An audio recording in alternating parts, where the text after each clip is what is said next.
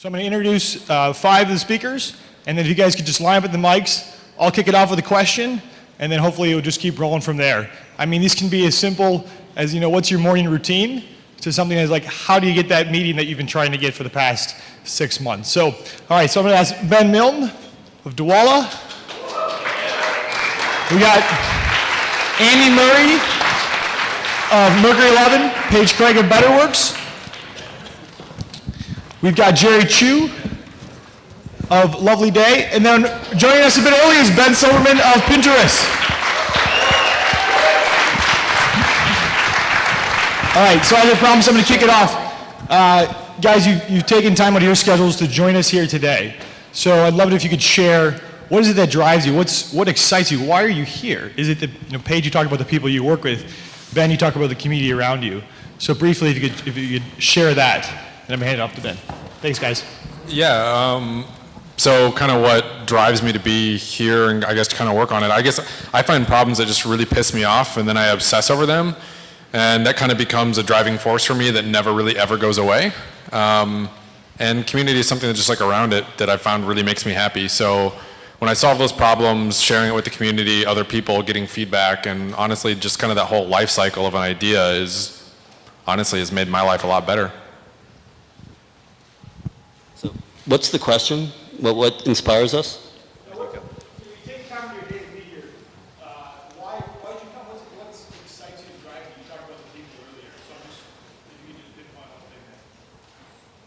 What inspires me? Is that? Excites you. Oh, excites me. Excites me. Man, that's a hard question. I get excited by a ton of shit. Seriously, like I'm excited, like just talking to Ben, we were just chatting back, like I get excited from that interaction of talking to other people that are passionate about solving something. And it's like, it's the best gamble in the world. It's like going to Vegas, that you get to gamble on the fact that this person might make a difference in the world. So that's like the gambling excitement for me dealing with people. I got one if it works, yeah. I think I've been given so much in terms of like people giving ideas freely and generously, and so you got to kind of give back, right? And it's kind of like in Spinal Tap 11. It's just these just go to 11. It's just one louder, and I think that's the idea of generosity. It's +1 giving back, and that if we all did that, think how fast we could move and make progress. So I guess what excites me is just seeing all of the passion and drive around me in general, just being in the social innovation and entrepreneurship space, the dedication of people to solve really massive problems in the world, and to do it in a completely new way that changes paradigms and changes the way that people think about what's possible. That's super inspiring, and it's exciting to get to accelerate those people and their ideas and make them happen, to bridge connections that make them happen faster, bigger, to help people realize their visions. And that's sort of what I help with in New York, and I'm super excited to be here and see it happening in the middle of the country. Have some recent friends in the middle of the country who are starting amazing startups, and I think that this could be a major movement to start to bring talent, sharing ideas, finally between the coasts and the brilliant people who I've been lucky enough to meet here today.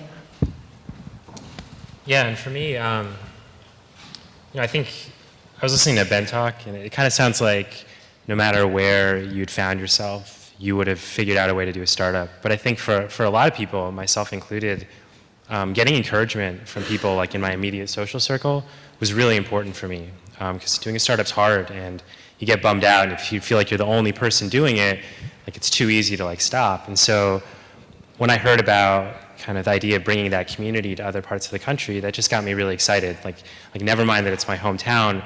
I mean, the promise, I think, of technology is that you can be anywhere. You can be from anywhere. You can be doing anything, and you can make a difference disproportionate. But what doesn't come with that promise is people around you to support you. So I think it's really cool, kind of the whole premise of Silicon Prairie. I think it's really cool that it's happening in Des Moines because there's just so many smart people. I'm really psyched to be here. It's awesome.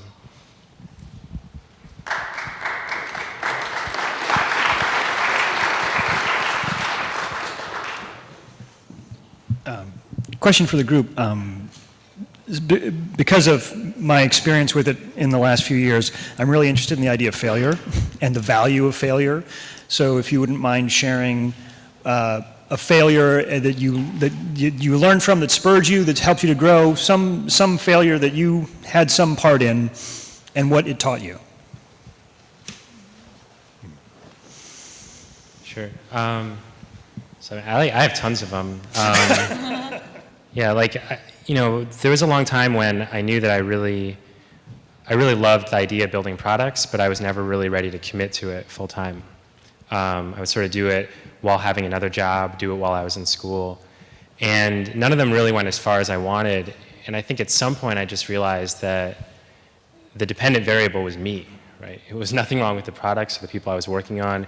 It was my unwillingness to like fully commit and take the risk of, like, I don't know, looking like a total idiot to like all my friends and all my family. And I think once I got over that, that was a really important lesson for me to learn. It's very liberating, actually, to know that, like, make mistakes and people forgive you if they think that you're doing it for a good reason. So that was really important for me.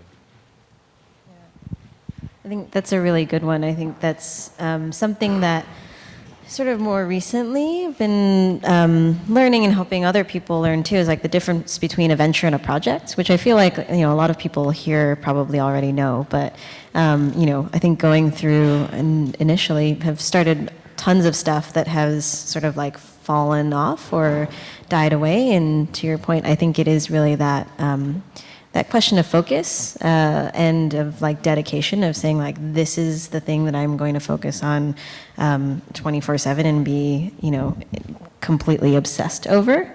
Otherwise, I don't know. Things don't really work out unless you're ridiculously passionate about them. And if anybody plays poker, all in, pretty much. Well, I guess the biggest first failure for me was in jumping into a partnership for a startup that I shouldn't have got myself into. And I had an idea to go be an entrepreneur and some stuff to go out and do, and then, started working with some guys, said, oh, well, we all went into, so all of a sudden I'm in a 4-man partnership with 3 that are not entrepreneurs and didn't have the same risk tolerance or kind of thing, and you really get stuck with that. It was a disaster, a publishing startup. And I learned a really hard lesson there that, you've got to really be careful how you pick partners that you want to go to the dance with, that you're, matched up in terms of risk tolerances and everything else. And I think the fewer the better, because that was a painful lesson. So, I guess failure is a very consistent thing as a founder, and I'm very comfortable with it. So my take on failure nowadays, that I've suffered through so many mistakes, it's essential, and I try to give my folks the ability to fail. We talk about letting people take risks in the company with how we sell, features we build. But the point there, I think, is that if you haven't failed personally, it's really hard to give people that you work for the chance to fail themselves. So as an entrepreneur, you kind of need to suffer it yourself and then be comfortable letting other people on your team follow in the footsteps, not make the same mistakes, but let them make new mistakes and then pivot around that or learn from it very quickly. So my point is, learn to fail and then let others learn to fail as well. That's a good one. I think failure is just like a daily part of life, right?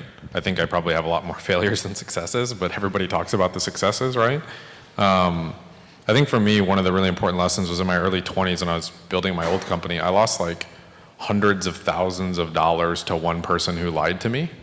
And I did it, and I knowingly went into the deal because I was really naive, because I saw the numbers and I was like, oh my God, it's so good to be true. How can I not push this through? I'm gonna be rich. And dude, none of it panned out. Like, they tried to sue me, so they didn't have to even go get my parts, and it was just a mess. And like, stopping myself and double checking when the deal seems like too good to be true, that for me was like a big point of maturing, of just like slowing myself down a little bit. So when the deal seems way too good to be true, just make sure you do your homework before you jump all in.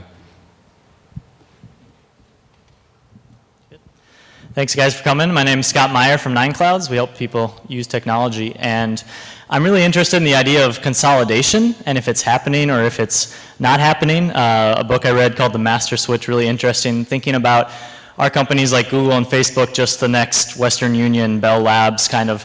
Are you guys taking all the risks as entrepreneurs so that the big guys can just scoop you up at the end? So I'm really curious with the entrepreneurs and corporate feel here, if you have an opinion on, are we moving more towards consolidation, or is it going to continue to sort of fragment where we can have lots of different businesses, or are you guys just taking the risks so that the big guys can come in and, you know, buy Pinterest and buy Dwala and take all those features? Maybe up for debate. You don't have to go down the line, but. I mean, my personal feeling is that as everything becomes kind of like standardized, and like I think of a company as becoming standardized when it grows enough, like it knows what its products are, it wakes up, it makes X amount of money, right? And there's innovations underneath that kind of standardized product that are always going to occur that aren't going to happen internally at that organization. And I think that no matter what happens through kind of our life cycle as people, as one company grows, another one's just going to keep in behind it and disrupting the hell out of it because that's just the system. So I mean, I think that there's always going to be somebody building the stuff that people on the inside of it don't see. I don't know if And that I would makes agree. sense. I would agree with Ben. I mean, the more you consolidate, the more you create this big middle, the more the fringe is exposed for creativity, because you can always move faster on the fringe, like we talked about earlier. So I think it's going to be this constant cycle. I don't think you're ever going to see it just, you know, gobble up. I'd say there's no age of consolidation. There's always this yin yang. So for me, there's always crazy shit that only the people in this room are going to go solve. Big business isn't going to solve it. You know, look at the oceans. They're largely undiscovered. Who's going to do that? You or corporate America? You know, we need new models of insurance. Why don't people, you know, why don't we have insurance products where the people that know us best actually put into the system and we get better data around insurance? I mean, there's a ton of shit you can do. And I look as stagnant industries or things that aren't really innovating, that's where corporate America can buy up. And that frees you up as an entrepreneur to go solve something else. But I think that cycle will continue to exist indefinitely. I mean, I think you get to the point of too big sometimes too. You know, like I think there will be cycles where certain types of business go in and out. You know, like maybe we're talking about Facebook and Google now, but maybe at some point, you know, some of the stuff that they'll be doing is obsolete. You're also starting to see a lot more, you know, bigger companies being okay with incubating alongside like the parent business with entrepreneurs. It's relatively new, but it's not like a end all be all, like we're gonna buy you and crush you or nothing. There are some like really interesting incubation models developing, like, you know, AT&T will host an outside entrepreneur in their incubator lab and help them launch products and co-own those products. So there are lots of new models developing, particularly around venturing with some of the bigger guys too. And then there are, on the social entrepreneurship side, lots of people who don't really want to sell their stuff. I know plenty of startups who, Warby Parker, for instance, some of you might know them, who are doing $1 million in sales a month, and they don't have a plan to sell. So, yeah, it's my take. Yeah, I mean, it seemed like there were two questions. There's like one about consolidation in the industry, and then second, how you think about it as an entrepreneur. And they're both, this first one especially is really complicated to me. I mean, the nature of technology is that right now, consolidation happens at a much faster pace, but because we're in a period where there are infrastructure changes that are happening equally quickly, you see a rise and fall in the disruptability of big industries. Right? I think when I was at Google for 2 years, and they didn't really take Facebook seriously, the idea that one website could be eating up 25-30% of the overall impressions on the internet seemed really improbable. And I think a lot of people were equally surprised at Apple's resurgence. So it's a really complicated question, and I think it's tied up in both the nature of the technology and the nature of the network effects that are there. But then there's another question that's actually a lot simpler, because it's like only really matters to sort of me and my company, like why do we do it? And I guess I really believe that we can build something that'll make the world a lot better and can be really big. I think we can build it better than those companies, because what comes with consolidation is a requirement to focus on your core asset. And I think if you're building something different, it's very hard for a company to keep their eye on many, many, many things at once. Awesome. Thanks a lot. You guys are all world-class speakers. I'm sure you get invitations to big conferences with big names in tropical locations as well. You also run companies, multiple of them, most of you. So why do you choose to come to, well, other than the fact that Silicon Prairie News knows how to throw a party and an event, and that Des Moines is the town that possibly invented crab rangoon pizza, other than those two factors, why do you come to a conference that's about the common ground between startups and corporations? I had no idea it was about that, but it comes back to one of the most basic things in life, that it's about a relationship, and Jeff asked me, and it sounds like there's great stuff here, but I'd come out whether you're talking about, I don't know, jelly beans or corporations and startups. So don't forget that relationships matter, and I came out largely because Jeff asked me to. Yeah, same for me. I mean, it was through relationship with Jeff. I didn't really want to come because of the corporate startup. I just think it was a mishmash that was kind of odd. But the more I got into it, the more I fell in love with the idea. And to be part of something that's the first time it's ever been done is part of what it means to be an entrepreneur. So that was another cool part of this. I am interested in the startup versus corporate space, mostly because I've seen a lot of what's happening in the social entrepreneurship sector is a lot of trial and error and failure and learning and pilots in the field, often in developing countries, and a lot of the same thing gets replicated. And so there's a big question in the social entrepreneurship space around, how do you scale, which I think some other people have touched upon. And, a sort of recent developing interest on the corporate side of things to align things like corporate social responsibility, to integrate that more with the actual business that the company is doing. And so in doing collaborations with entrepreneurs who are working in, Bangladesh or Kenya, developing amazing technologies, to be able to bring them together with people like Nokia who touch 1 billion people and say, is there any way that we can, get this onto your handset and immediately get you, reach that kind of reach, I think was, just the potential is massive. And so I was really excited to sort of explore that. And, to your point, there are a lot of companies here, and you're an example of someone who's working directly with them to change the system. And I think there's a huge opportunity there that we should try to figure out how that can work more often and better. Yeah, Jeff, when he called me up, he's like, I want to encourage entrepreneurship in Des Moines. I'm like, how am I not going to come? I'd be like a total jerk, not to show up to my own hometown, that's trying to do what I had always dreamed of doing. How can I not be here, Yeah, I live 3 blocks away.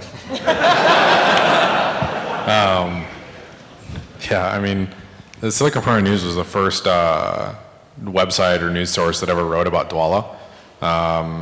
There's 6 guys on staff at Silicon Prairie News that if they asked me to pick up their dry cleaning, I would go do it without asking a second question. And these guys are just an important part of, they might be one of the most important parts, definitely, of our ecosystem and just getting our stories told, because it kind of starts with them. So. Thank you guys for coming, and thanks to Jeff and Dusty and the Silicon Prairie News crew for asking you guys to come.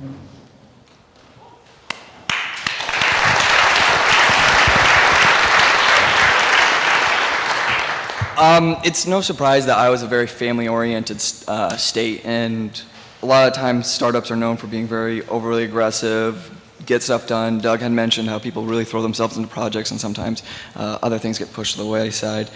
Knowing that all you guys have families and are all really, really successful, what kind of guardrails do you put up, or what kind of ways do you take a break to still be as successful as you are, but still nurture the family that everybody has?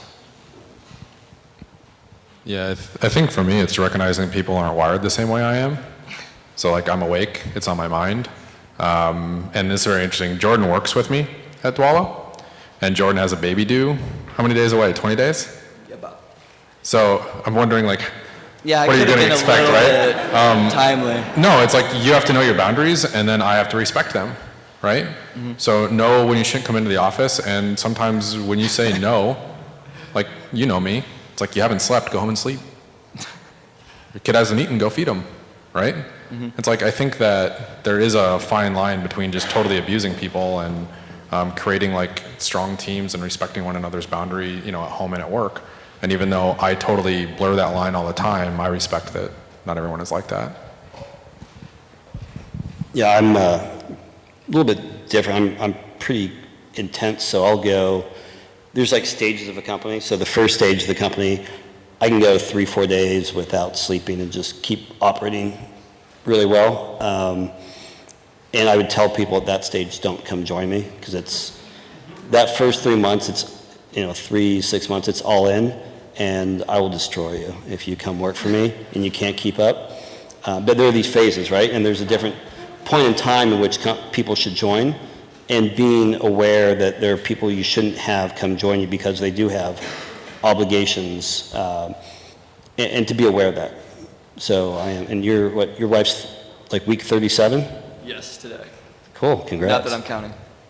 Yeah, but to be aware of people, right? So to be aware of what their limitations are and to bring the right people in at the right time. But I in the beginning did not have time for any kind of life, and now we have great people and I can take off every once in a while. But I don't believe you get great things done by doing it half-assed in the beginning. Yeah, I think the idea that all startups have to be grueling and that is a little bit of a myth, and that's a choice that you don't have to make. I do think there's seasons, as Paige said, you go through that you have to kind of go all in or it won't work, and you kind of go through that. But in February, I'll be married 30 years. And so I feel, pretty good about that, and we've got a great family, and I didn't have to sacrifice my family to be successful.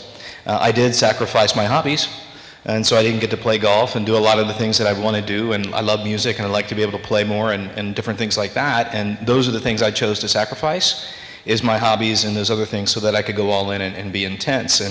And yeah, I am intense and expect a lot, but I also, want people to go home. I know that people get worn out, and it's not cool. So, I think it's changed, and I don't know, if you're hearing that like it's always intense forever, and that's the way it is, I think you need to probably find a different startup. I think, I agree. I also do a lot of the whole sleepless nights thing, especially when you're in building phase. But I think what's been really interesting for me has been actually a couple of really key mentors who have helped me figure out how to make time, particularly if you're working in something creative, setting pretty much, having planning, much more planning comes into play, to be able to say, stepping back a little bit, being super, super busy and having a relationship, I feel like can sometimes actually help clear out the things that you don't need to be doing, and help you actually focus on the things that are important. An advisor of mine once told me, people have a tendency to focus on the things that are urgent, and what you should focus on is the things that are important, because the things that are urgent will somehow get done, because they have to get done. But the important part is to focus on the things that are really important and critical, and that you've set your goals around, including time, I feel like, to be thoughtful and creative, and to take time off to let the subconscious work, if that's the kind of work that you do. And so for me, it's definitely been very much about, grinding when you really need to, but also like setting boundaries around when you need to do a different kind of work, which can still be work, but might seem a little bit less like it if it's, I need to go for a walk and breathe air in order to, let my creative side function. At least that's my experience. Yeah, so I can say for me personally, one big thing that makes it work is I'm married to someone who's really understanding. That's just really important. She knew what we were getting into, she understood it, and not always psyched that I'm not there enough. But there's part of it that is really important. That's a relationship. In terms of the team, FaceTime isn't that important to me. We just look for people who can add the most value. And what you find is a lot of the most successful people and the most value-add people actually are really good about their time, probably better about their time than I am. They're really efficient. They divide it up. They know where their limits are and when to push those limits and when not to. And we just focus on that in terms of the people that we choose to bring on. And like if somebody's core competency that they're promising to you in the company is that they're going to be up 24/7, like first you have to, is that really a core competency you need? But then if they can't deliver that, if that is their value, like that's like it's not going to work, right? You can't have like a night watchman that's like not awake at night. So we haven't really run into that. We have folks on our team with families, and they're really, really productive. They work really hard. They know how to balance it, and we just focus on value. And I let the people that work with focus on making their life the life that they want it to be. Yeah, cool. Thanks. Hi, my name's Tony Camaro, and I'm from Fairfield, Iowa. We're in southeast Iowa. And I'm in an accidental startup right now because I was part of a working group, and we were working on a solution for rural economic development. And we did a proof of concept that was actually saw a lot of success and a lot of traction very quickly. And when we realized we had a business model, we saw a lot of traction very quickly. We had to immediately put on the brakes because we didn't have the ability to deliver. So we spent the last 2 months kind of saying, okay, delivering the services that we sold and working out the operations plan and also the front end, how are we going to scale this thing? And so we're now at a point where we're going to start bringing on people, both on the marketing side and also on the services delivery side. And so we've got an interesting challenge in being able to pick the very best people. And so in order to extract how you guys pick your people, can you tell me what is your favorite interview question for people and why? How do you determine the best people? What's your favorite question asking a potential employee? So one thing we look for, I don't have one question because they'll say each of these roles, there's going to be a different inclination towards what you're trying to hire for. I'll give you an example. Customer support, we had a very simple situational question. It didn't really matter what your answer was. All we looked for was, are you a customer support person that looks to take action and solve a problem, or was your answer I'll ask the boss, I'll look for policy? And we just had a very binary filter of the person that has an inclination to take action and solve a problem moves forward, and the person who says, I'll think about it, I'll go to the boss, I'll look to see what policy says, we don't even move them forward. So we have a bias towards action. I tend to ask two questions. One is, what kind of questions you have for me? And usually by the time I talk to them, they've had a couple of other kind of interviews with the staff. And the killer one is when they say, no, not really. They got all the questions answered by your team. I really can't think of any. And you'd be surprised how many respond that way, or just they don't have any thought of that. And that's an automatic you're out because it means you're not curious. And if you're not curious, you're not going to make them. You can ask what'd you do today, or what's the funnest? I mean, there's 1,000 questions I have of people to find out about them. And if you're not finding out about that, you're not really fit for kind of a startup world. And then the second one is just tell me, where you've demonstrated courage. Because if you don't have courage, then the rest of the values will never get put into play. It takes courage to be brave and do the things that you have to do to get things done right. And so I want to know, do you have courage?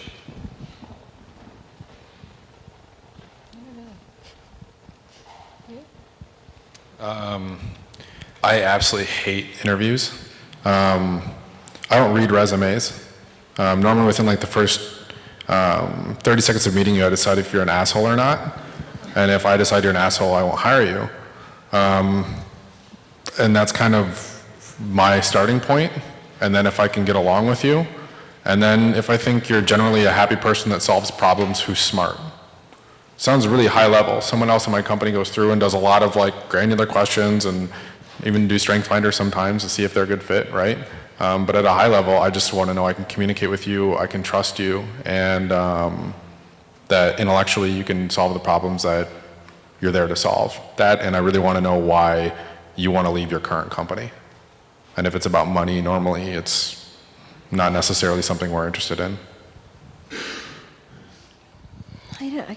Sorry, I haven't answered just because I don't really know what particular question, but to your point, I often tend to ask people what they want to do with their lives, which is a much broader question of, why are you here in particular?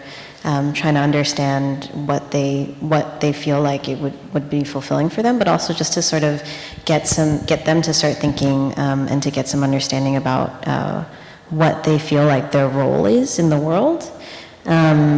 And to see, obviously, if that's a match for the position, but also then, to figure out, I generally just really like helping people understand that and figure that out if it's not the right place for them. But also, to your point, I think problem solving, someone who's always looking for someone who can just take something and run with it, which I've, started to understand is sort of a rare type of person who can see something, which is sort of entrepreneurial, like envision something that doesn't exist yet and just figure out how to make it happen. And that's one of the biggest things I feel like is super important to have with your people. Yeah, and I'm really new to hiring, so I don't know if these are good questions, but we're hiring a lot of engineers right now, and I just want to first know, what have they built? What have they built recently? And does what they built show that they care about quality in their craft? Are they proud of what they built? If not, why aren't they proud?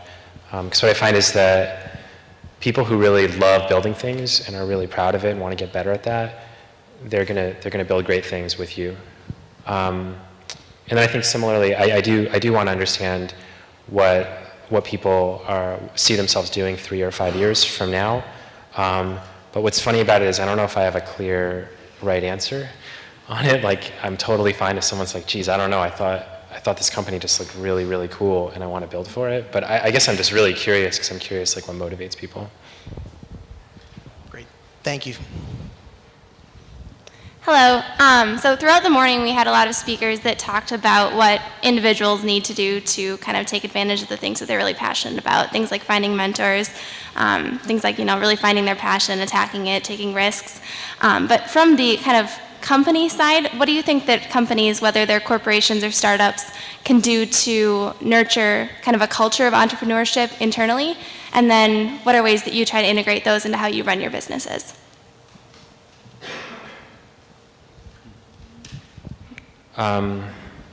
So for us, we're really early stage, right? And I think a lot of people who are working with us now want to someday run their own company, and the best thing that we can do is be very transparent across the different business functions. So a lot of times if you're a great engineer, you're really curious about how does fundraising work? What's it like to be in a board meeting? What are you going to do with marketing? And so being really transparent about those functions. And then the other best thing I think we can do is try to run the company the best that we can, right? Try to be successful because they're going to learn from that experience.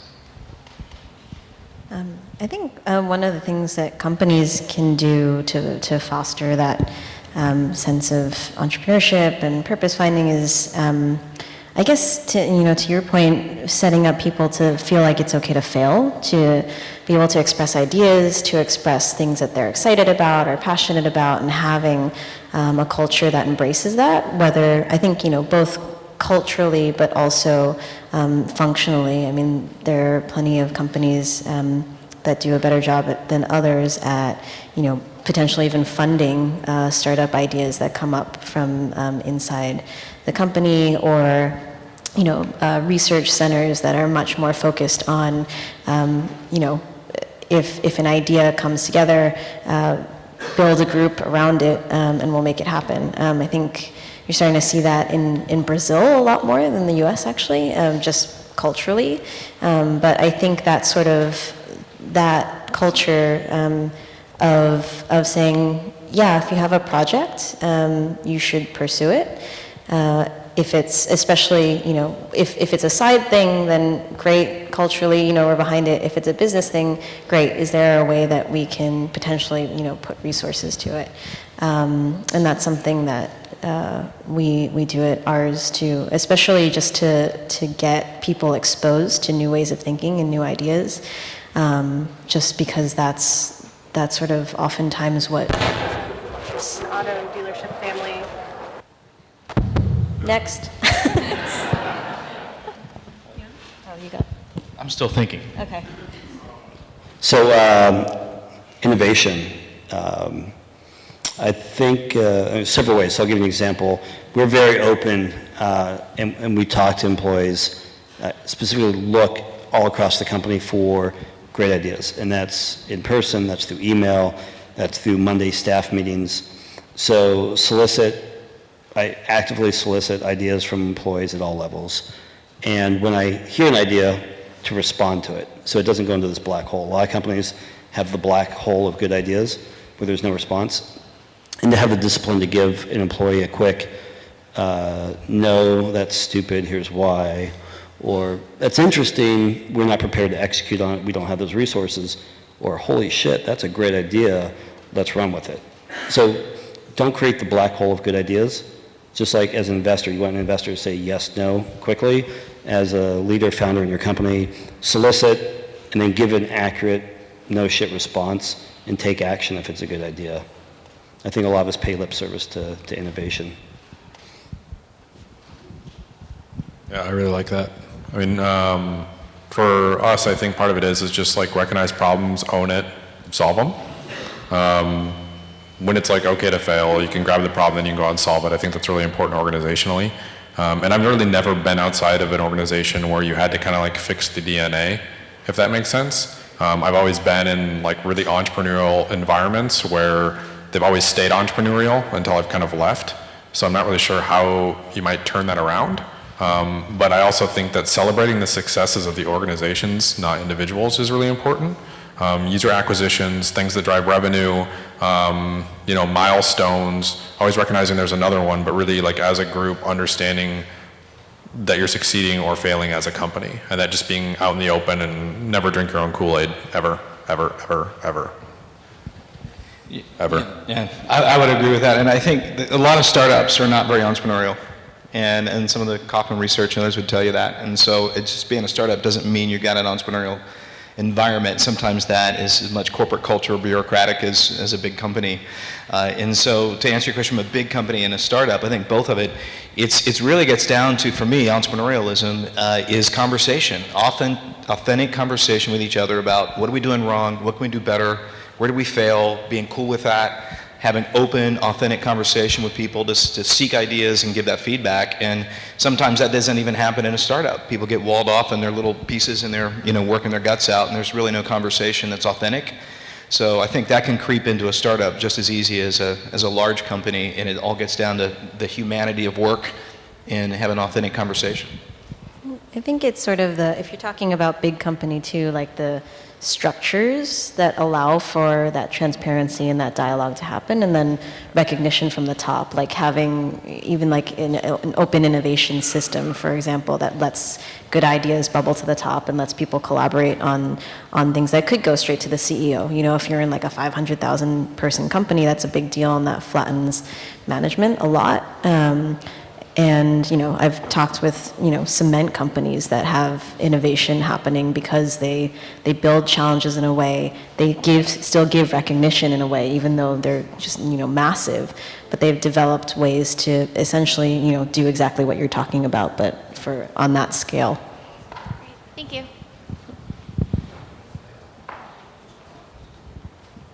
I think we just got we're done with questions and answers. So We could thanks a ask lot, each guys. other a question.